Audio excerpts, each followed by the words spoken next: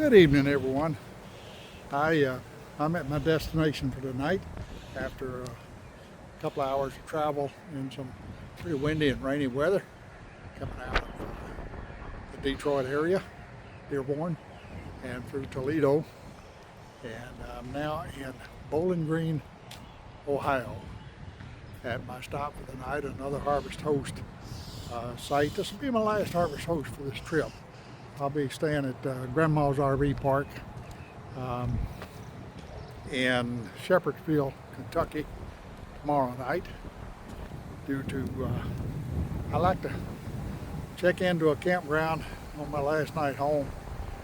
That way I can clean out my tanks good, empty everything out, flush them out, and then be ready to put the camper away for, actually it's just going to be for a few days, a week or so, and I'll be back on the road again first weekend in June. Anyway,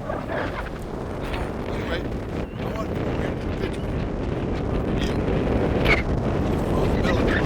Get it wrong. You can see it's still pretty windy. This is Snooks Dream Cars, and it's a site on Harvest Host. I got here after they closed last night. This is a replica of an old Texaco full service station. This is pretty neat. And I'll go through a little bit more tomorrow. I hope I can get some video inside. But you can see it's a full service station, or was.